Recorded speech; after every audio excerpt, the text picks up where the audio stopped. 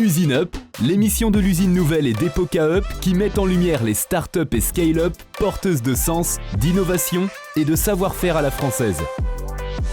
Une émission animée par Christophe Bis. Bonjour, bienvenue pour ce nouveau numéro d'Usine Up avec aujourd'hui Thomas Rebaud. Thomas Rebaud est fondateur de Miro. Bonjour Thomas. Bonjour. Miro, une plateforme spécialisée dans la sous-traitance photographique. Comment vous est venue cette idée ? Alors ça fait plus que ça, mais ça tente de rendre Internet plus joli. Et pour faire ça, il y a deux façons de le faire. Un, on propose effectivement des photographes partout dans le monde, entourés de technologies pour être capable de délivrer à des booking.com, si vous voulez, différents milliers de shootings sur 40 pays. Et de l'autre côté, on tente de régler le problème de qualité d'image des photos envoyées par les users, comme vous et moi. Donc c'est deux sujets en même temps, un qui se traite par du marketplace de photographes, l'autre qui se traite par du software et par de l'IA. Alors dans ces cas-là, j'aime bien reformuler pour être sûr que j'ai bien compris. Il y a une activité B2B et une activité plus grand public ? Et non, les deux sont B2B, simplement c'est sur un même problème qui est quand vous allez sur Vinted, quand vous allez sur Amazon, la plupart de ce que vous voyez est moche. La première solution, c'est de proposer à Amazon sur 100, 120, 120 pays des photographes formés qui sont là pour photographier leurs marchands, enfin les produits des marchands. Et l'autre, c'est de travailler sur les images qui sont en général pas très jolies, que vous et moi prenez. Voilà. Et vous, votre métier, c'est de constituer une banque d'images pour les grands acteurs du web qui ont par exemple un catalogue en ligne. Vous travaillez surtout avec des catalogues en ligne ou avec On travaille directement.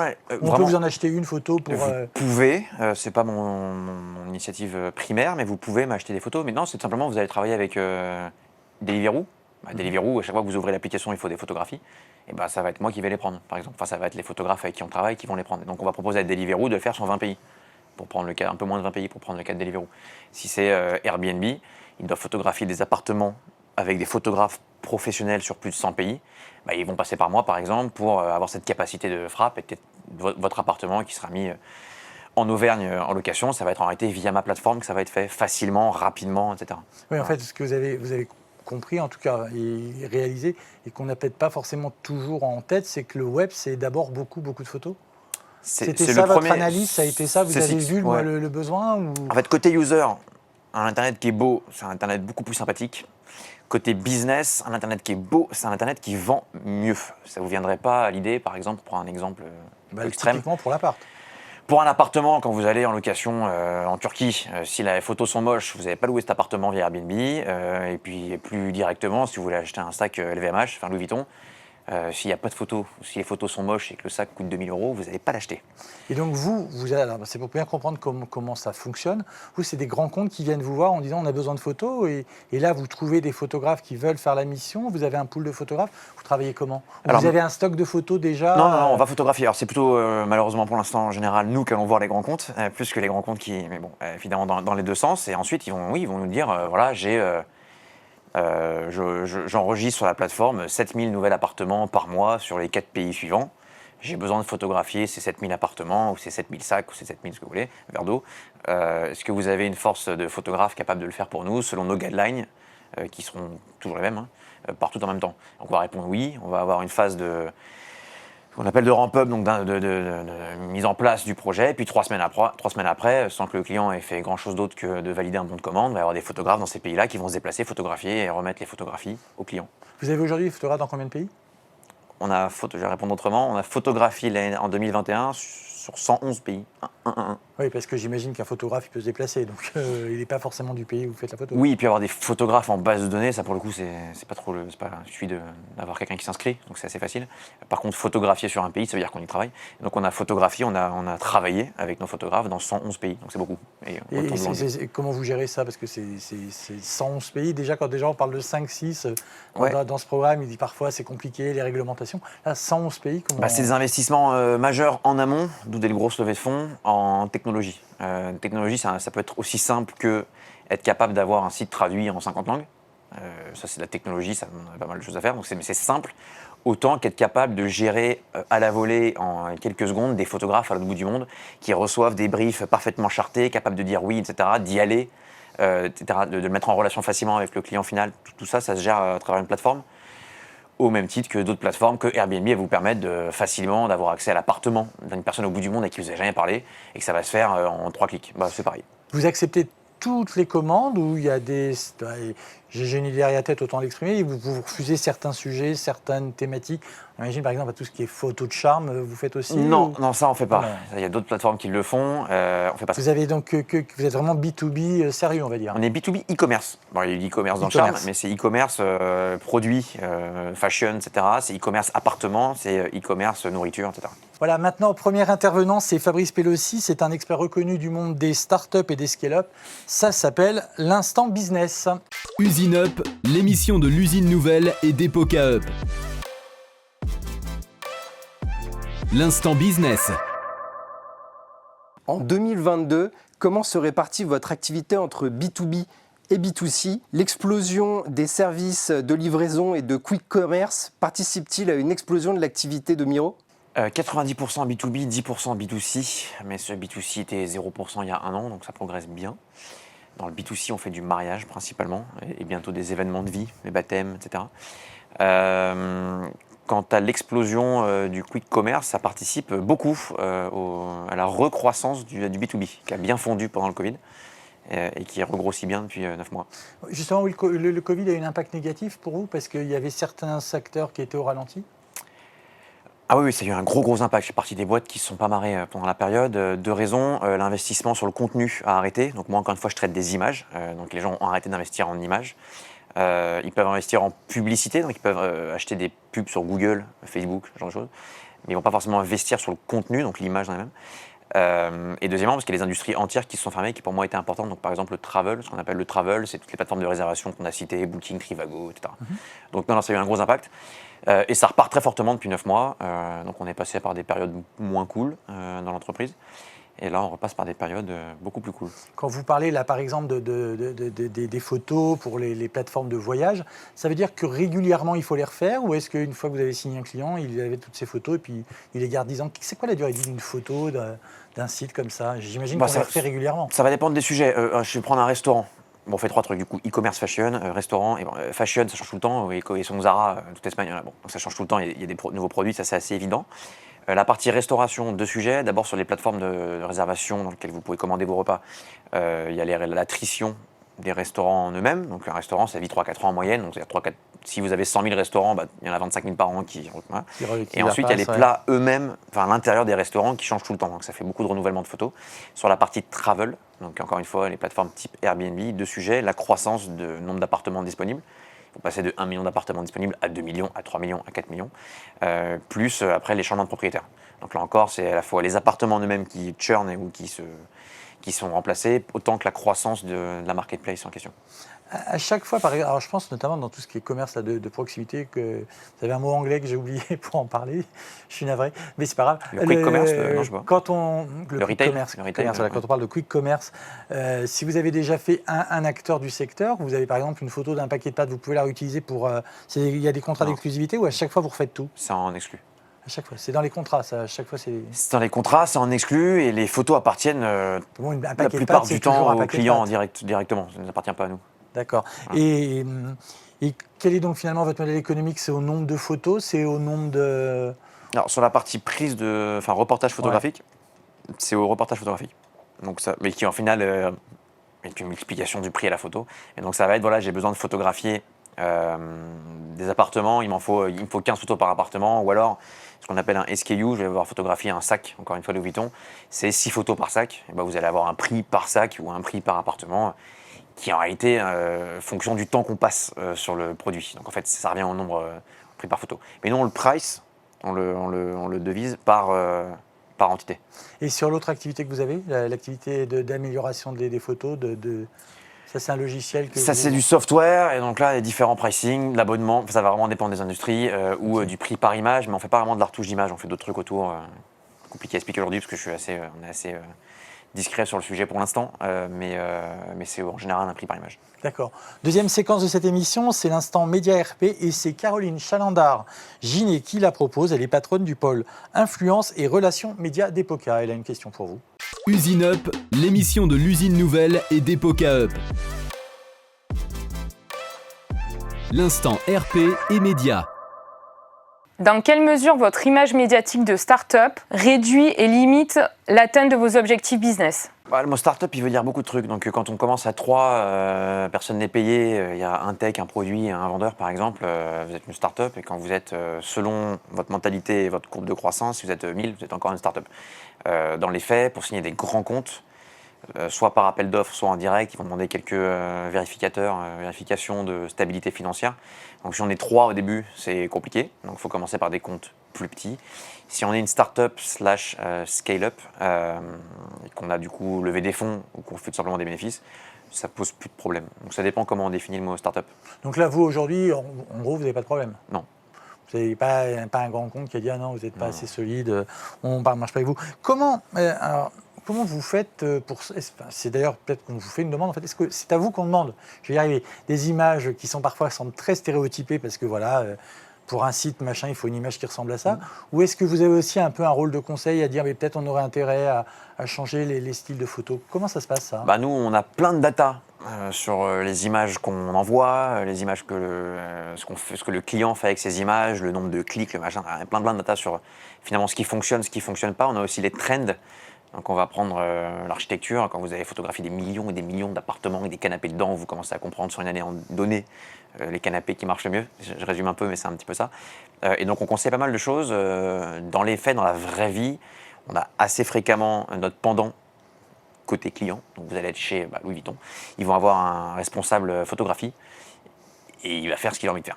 Donc nous, derrière, on accompagne autant qu'on peut. On peut mettre quelques warnings quand on n'est pas d'accord, etc. Mais après, le client est roi, donc il le reste. On avait reçu dans l'ancienne version de ce programme une start-up qui avait développé une intelligence artificielle qui était capable d'analyser des centaines et des milliers d'images pour savoir quelles étaient les images qui provoquaient le plus, par exemple, d'actes d'achat. Si vous utilisez ce genre de service ou vous-même, vous avez développé un outil pour le faire? Alors c'est extrêmement compliqué comme sujet. Je vous confirme qu'on est dessus. On ne l'a pas totalement réglé, simplement parce qu'il faut être capable de mesurer la qualité bien subjective d'une photographie.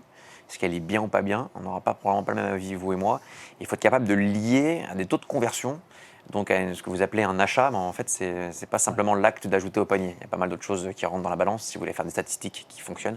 Par exemple, un appartement qui ne se loue pas en février alors qu'il y a de nouvelles images très belles et alors que ça se louait très bien en août. Oui, mais en août, c'est là où tout le monde loue les appartements. En février, pas du tout. Du coup, si vous liez simplement les deux, vous avez l'impression que la photo de février ne fonctionne pas. Il y a pas mal de choses comme ça qui rendent l'étude statistique très compliqué. Ouais. Ce fait de lier la qualité d'une photo à la transformation assez complexe. On est dessus, mais c'est in progress. On peut vite tomber sur en fait une fausse corrélation et se faire avoir. Et on tombe sur des fausses corrélations, puis on fait ce qu'on veut avec. Ouais. D'accord. Vous, à titre personnel, vous êtes un consommateur de réseaux sociaux? Très peu. Et en tant qu'entreprise, vous utilisez les réseaux pour vous faire connaître, pour trouver des photographes, vous cherchez vous n'avez pas besoin de trouver des photographes? Si. En fait, on utilise les comptes sociaux pour de la photographie, pour le coup, donc c'est très inspirationnel, etc. On fait des documentaires, on a un magazine photo qui marche très très bien dans le monde, etc. Donc cette partie-là, très inspirationnelle, on s'en sert. Pour tout le reste, un peu moins. C'est probablement un tort d'ailleurs. Ça vient probablement de moi, qui ne suis pas fasciné par le sujet. Pourtant, c'est un lieu où il y a plein de photos, ça devrait vous plaire. Ouais, mais je trouve qu'on y trouve beaucoup de choses et souvent n'importe quoi, donc je ne suis pas beaucoup dessus. Voilà. Et toujours dans cette thématique métier RP, vous avez signé récemment dans un site d'un quotidien économique très connu, on ne peut pas les citer, mais il n'empêche une tribune. C'est important aussi de porter la parole des startups, des scale-up pour vous? C'était sur quel sujet cette tribune? Je crois que c'était sur l'innovation importante pour l'économie française. Ouais, c'est une tribune que vous avez co-signée avec d'autres. Hein. Ok, encore une fois, je passe pas beaucoup de temps là-dessus, notamment parce que jusqu'à présent, je faisais beaucoup de B2B et que j'avais pas l'impression qu'il y en avait besoin pour la boîte. Maintenant qu'on entre de plus en plus sur du B2C ou du B2 small B, je commence à le faire un peu. Par la force des choses, ouais, c'est important de temps en temps. Je suis pas sûr que ça change le monde, mais c'est important de temps en temps de passer un peu de temps à propager les bonnes paroles. D'accord. Eh bien, écoutez, je ne sais pas si vous connaissez Axel Salmon, il est directeur associé de l'agence Epoca, expert des sujets de marque. C'est l'instant marque. Usine Up, l'émission de l'usine nouvelle et d'Epoca Up. L'instant marque. Miro a beaucoup travaillé sa marque, puisqu'on peut voir qu'elle est assez élaborée, elle a une vision, des convictions, des valeurs qui sont affirmées, qui sont formalisées, qui en font une marque d'ailleurs assez aspirationnelle. Est-ce que l'équation de la marque fonctionne aussi bien auprès de vos deux grandes typologies de public que sont les créateurs et les clients, qui peuvent avoir des rationnels de choix très différents? C'est une très bonne question. Quand on part sur une thématique de relations presse et de propagation de sa marque, on a souvent deux sujets qui s'opposent complètement, c'est les clients quand on est une marketplace. Vous avez même trois parce que vous avez en plus vos salariés en interne. Et bien c'est exactement ça. Donc il y a les salariés en interne qui doivent s'y retrouver et être passionnés par le sujet, parce que sinon ça ne marche pas bien, en tout cas pas sur le long terme. Il y a les clients d'un côté qui veulent entendre un truc et les photographes de l'autre. Nous on a pris le pari, et donc non, c'était... on a pris le pari de partir sur un côté et pas sur l'autre, donc ça c'est petit défaut. On a pris le pari d'aller côté photographe chez nous, en pensant que si nos photographes étaient heureux dans ce qu'ils faisaient, les clients finiraient par l'être plus que l'inverse. Et donc on a orienté effectivement tout notre branding et tout ce qu'on fait, et nos valeurs, mais aussi nos KPI, donc les chiffres qu'on suit en fin de mois ou de trimestre pour mesurer la performance d'entreprise, côté photographe. Donc au lieu de se demander, tiens, combien de clients on a signé, par exemple, ça peut être côté vente un sujet, on va regarder côté photographe, quel est l'incrément de revenus moyen mensuel qu'on a apporté donc ce mois-ci aux photographes en France par exemple ou ailleurs. Donc on a tout orienté côté photographe, ça a ses biais, ça a ses défauts, ça a ses qualités. J'imagine que vous avez toute cette partie de photographe, on en a un peu parlé de l'interne, comme vous développez, vous m'avez expliqué un logiciel de retraitement, moi j'appelle ça un logiciel de retraitement de l'image, en tout cas du software. Vous avez besoin de recruter des gens très pointus. Est-ce que vous faites aussi vivre votre marque par exemple dans les écoles de photographes? Est-ce que vous la faites vivre dans les écoles d'image? Comment vous faites ça? D'ailleurs, j'aurais dû en parler. C'est effectivement un très bon corollaire. Donc, vous partez sur un truc très créa. Moi, j'ai une boîte qu'on a orientée très créativité. Le slogan Make Creation Work et plein de trucs comme ça. Le design, bon. Et puis en fait, la réalité, c'est que le cœur de ce qu'on fait, c'est de la tech. On en parle beaucoup moins, c'est un peu derrière les radars, mais en fait, on fait de la tech. Quoi. Donc là, on est à 70-80 personnes et puis ça remonte après une période un peu plus compliquée pendant le Covid. Et donc en fait, notre premier recrutement aujourd'hui, les gens qu'on cherche, sont des techs, que ce soit côté data, côté IA, côté développement de plateforme, etc. Et donc, ça leur parle beaucoup moins. Et donc, c'est comment en parallèle, vous avez une deuxième couche de relations presse finalement qui s'orientent vers cette population qui a été le cœur de notre boîte et c'est pas facile de jouer là-dessus. Voilà. Après dans les faits, historiquement la plupart des tech people qui étaient chez nous, qui sont chez nous, avaient un attrait fort pour la photographie. Ouais, c'est ça. Donc, ça a bien matché. Voilà. Donc vous avez des moyens peut-être de parler à des communautés de tech qui aiment la photo. C'est ce qu'on fait. Vous avez repéré sur internet des gens. C'est ce qu'on fait. Très bien. Faire se peut, ouais. Très bien, très bien. On passe à la quatrième partie déjà. C'est la partie, c'est l'instant finance et c'est Marc Wyatt, associé corporate finance chez KPMG, qui vous la pose. Usine Up, l'émission de l'usine nouvelle et d'Epoca Up. L'instant finance. Je considère avec le levée de fonds que vous avez déjà fait, vous êtes déjà rentré dans cette catégorie d'unicorne. Une fois qu'on devient unicorne, comment on évite de passer de stade unicorne à dinosaure et de rester, de s'imposer sur le marché à long terme? Quel est le pourcentage d'une revenu de photographe que vous représentez pour que le photographe il reste chez vous? Et pour éviter de devenir une commodity et de s'imposer par rapport aux autres, quelles sont les barrières technologiques pour faire en sorte que votre unicorne va continuer à galoper pendant des années? D'abord, après le stade de licorne, il y a le stade de décacorne. C'est un peu plus technique, c'est un peu loin. Mais ce sont les boîtes aujourd'hui, de plus en plus, parce que les valorisations se sont envolées, qui valent 10 et pas 1. Ensuite, licorne, ça ne veut pas dire grand-chose en fait. Concrètement, si vous êtes un bon vendeur, une bonne vision, et que vous avez une bonne traction de chiffres, vous pouvez assez rapidement valoir des montants un peu bêta. Parce que les gens ont envie de rentrer dans le projet et de s'investir dedans. Et donc, si vous levez 100, 200, 300, 500 millions, vous valez vite beaucoup d'argent et du coup, ça devient ce statut licorne. Ça ne veut pas dire dans les faits que si vous étiez racheté demain, vous serez racheté cette valeur. Donc, c'est un des sujets. Et puis, vu que les valos ont très largement augmenté parce qu'il y a de plus en plus d'argent, mais bon, du coup... Non. Comment on maintient ce statut et surtout C'est cette envie, quoi. Indépendamment du naming, c'est bien comment l'idée de ne pas devenir un dinosaure, en tout cas. Rester quelqu'un qui est dans l'innovation. C'est comment on reste une start-up, parce que du coup, on peut être une start-up et valoir beaucoup plus qu'un milliard ou que, bref, peu importe le montant qu'on choisit. Je pense que c'est dans la culture de la boîte. La personnalité sûrement de l'équipe dirigeante. Ouais, c'est la culture de la boîte. Dans la réalité, ça dépend combien de temps vous avez mis à atteindre des valos un peu bêtes. Mais si vous avez mis 3-4 ans, ce qui est notre cas, à atteindre ces valos-là, la réalité, c'est que l'argent n'achète pas le temps. En fait, au bout de 3 ans, vous êtes peut-être avec des grosses valos, etc. Mais en interne, vous êtes aussi peu développé qu'une boîte qui sont 12. Et la moitié des trucs se fait pas bien à la main, c'est pas automatisé, etc. On peut avoir des centaines de millions d'euros sur un compte en banque, il faut quand même du temps, des gens, des roadmaps, etc. Donc dans les faits, pour maintenir, ou plutôt, sans parler de naming, pour grossir en revenus, en profit, en valorisation à la fin, sur des sujets comme les nôtres, le seul point de convergence, c'est la tech. Il faut être des plateformes tech.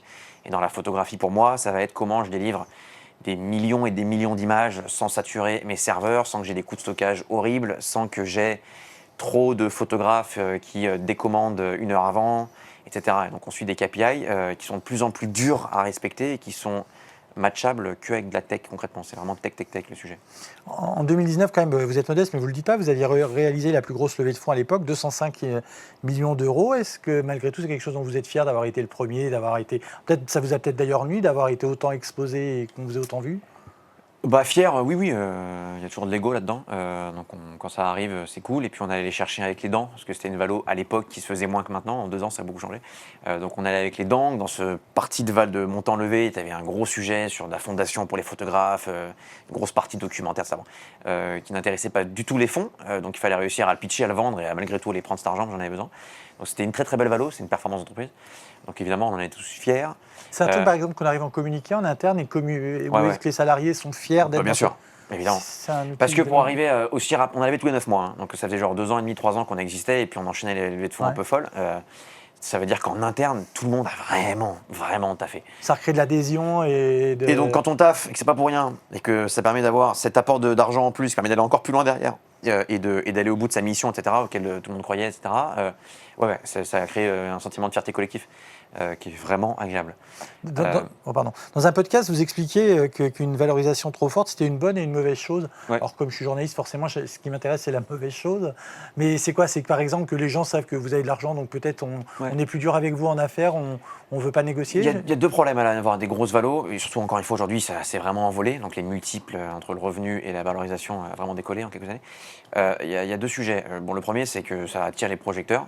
Donc ça, c'est sympa 3 jours. Et puis en fait, c'est moins sympa au bout d'un moment, notamment parce que... Parce qu'on parle que de ça aussi. On parle d'abord que de ça et pas du produit de fond. Ensuite, il y a quelques relents négatifs chez une typologie de personnes qui vous regardent avec l'air un peu moins gentil. Donc vous passez de CEO à patron, vous passez d'entre start-up à groupe. Petits mots comme labelling qui changent un peu et qui rendent les mêmes articles un peu moins sympathiques. Alors que juste avant, tout allait très bien. Et ensuite, il y a le problème de si vous êtes une entreprise qui a vocation à relever de l'argent parce que le marché est très gros et vous voulez grossir plus vite, il faut être capable de lever avec une valeur. Il faut que la valorisation suivante soit plus élevée que celle-ci. Sinon, ça pose plein de problèmes de contrat. Si ça arrive trop tôt, après. Exactement. Et donc, si vous levez sur, par exemple, 1 milliard, que vous levez pendant 3 ans, 2 ans, et que vous avez besoin de relever, mais qu'en fait, vous avez raté un peu la marche, il y a eu le Covid au milieu, par exemple, et que du coup, le tour d'après, vous relevez sur une très belle valo, mais mettons 800 millions et pas 1 milliard, ça pose plein de problèmes. Et donc, avoir des très fortes valos, on voit des gens aujourd'hui qui valent 3-4 milliards, donc c'est des montants énormes, sur des boîtes très nouvelles. Il ne serait pas aberrant de penser que dans 2-3 ans, on va avoir de petits sujets, quelques murs qui vont être tapés. Voilà. Dernière séquence de cette émission, c'est l'instant CIO et c'est Anne Lauvergeon qui vous pose une question. Usine Up, l'émission de l'usine nouvelle et d'Epoca Up. L'instant CEO. Bonjour, vous avez réussi un parcours impressionnant. Votre dernière levée de fonds, 230 millions d'euros dans un secteur, la photographie, qui souffre plutôt, en tout cas les photographes. Ma question est peut-être un petit peu indiscrète, puisque je ne vous connais pas. Mais qu'est-ce qui vous empêche de dormir aujourd'hui? Ou bien est-ce que tout va bien et que vous dormez sur vos 2 oreilles en permanence? Ce qui m'empêche de dormir, d'abord je suis un petit dormeur depuis toujours malheureusement, je finirai ma vie plus tôt que les autres je pense du coup. On a pris une période Covid très compliquée, donc on a licencié des gens, c'était moins marrant que l'année d'avant justement, on parlait sentiments de fierté suite à une levée de fonds. On a fait ce qu'il fallait faire, on a essayé de le faire aussi bien que possible. Dans l'ensemble je crois que ça s'est bien passé. Et depuis 9 mois on rescale. simplement, on rescale à des vitesses folles. Quand on a toujours été habitué aux vitesses folles, du coup là, on a Vous avez eu un réduit. coup, dans les deux sens. Ouais, on a réduit la voilure d'ailleurs très rapidement aussi, donc ça a pris 12 mois, c'était compliqué, notamment en interne, il y a plein de choses compliquées qui peuvent se passer. Ça s'est bien, in fine, goupillé, et puis là, on a remis les voiles, et donc là, ça va très très vite. Parfois, on n'a pas toujours les gens, du coup, disponibles pour le faire, et du coup, on refait beaucoup de choses en front, je suis notamment en tête perso, parce que la question est sur moi, en direct sur beaucoup de sujets. Et du coup, ça fait une journée très chargée, le cerveau un peu rempli. Et je ne veux pas, et j'ai toujours fonctionné comme ça, qu'on fasse en 5 ans ce qu'on pourrait faire en 2. Du coup, je me mets la pression très fortement à moi, à la boîte, à la mission qu'on se donne. Et ça peut faire parfois des nuits un peu stressées et puis plus courtes que souhaité. Justement, je rebondis un peu sur la question d'Anne Lauvergeon. On a dit, vous avez fait à l'époque la plus grosse levée de fonds. On connaît l'adage qu'on prête à Spider-Man. Plus de pouvoir, c'est plus de responsabilité. Alors vous, c'est quoi votre responsabilité? Quelle responsabilité vous avez choisi d'assumer avant tout?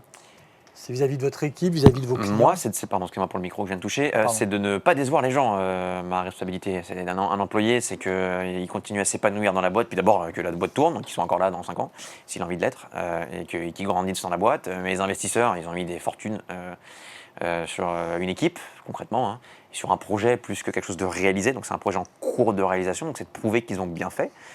À titre perso, on a tous nos objectifs personnels, on n'a pas envie d'échouer, c'est jamais marrant. Et donc ma responsabilité, moi, c'est de faire en sorte que tout ça fonctionne, qu'on remplisse la mission qu'on s'est donnée en interne aux photographes, à nos clients, à nos investisseurs, tout ça. Justement, si on se projette un peu dans le futur, vous pensez qu'il y aura toujours des photos sur le web ou on va plus en plus aller vers des images animées, des images en 3D? Ça, c'est d'ailleurs, vous les faites peut-être aussi. Non. Quand on parle de photos, c'est peut-être pas forcément une photo plane en 2D que vous faites, vous? Si. Bon, non, on fait un peu de 3D, vous avez raison, sur un petit bout du En sujet. tout cas, est-ce que c'est quelque chose, dans une matrice de consultant basique, on dit menace, est-ce que c'est une menace que vous voyez un jour, il n'y aura plus de photos, il y aura que du film? Ouais, il peut y avoir une menace à horizon 30 ans, c'est le métaverse. Si on arrête d'aller s'il y a un nouvel Internet, c'est qui ne se passe plus avec une souris, un écran, mais qui se passe avec un casque et qu'on se balade dans des univers virtuels, proches visuellement de la réalité, du coup, ce ne sera plus la photo le sujet, ce sera un autre sujet, clairement. J'ai du mal à réfléchir à plus de 10 ans. Dans les 10 prochaines années, a priori, la photo restera au cœur des sites web. Il y a un peu de 3D qui se fait, notamment parce qu'on a envie de faire des publicités au plus proche du consommateur. Donc, une dame de 36 ans n'est pas la même image à regarder qu'un homme de 18 ans et que du coup on puisse jouer en 3D sur les visuels et mettre une bouteille Vitel avec différentes choses autour qui parlent à la personne en question.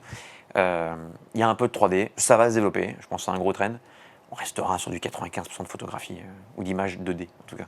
Vous êtes prêts, oui.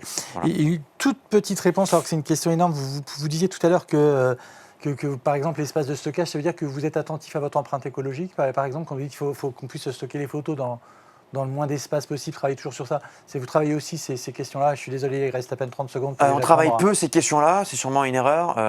Problème de focus, problème que ce ne sont pas nous qui gérons les stockages et ce genre de choses. Ce sont des grosses plateformes type Google, Amazon, etc. Donc en réalité, on n'a pas beaucoup de levier sur ces sujets. On les travaille pour d'autres raisons, sur d'autres points, pas sur celle-là en tout cas. Très bien, merci beaucoup Thomas Rebaud. L'entreprise, c'est Miro. On était au studio Victoire. Je vous remercie d'avoir suivi ce numéro d'Usine Up. Je vous donne rendez-vous pour un nouvel Usine Up très prochainement. Merci, au revoir. Usine Up, l'émission de l'usine nouvelle et d'Epoca Up qui met en lumière les startups et scale-up porteuses de sens, d'innovation et de savoir-faire à la française.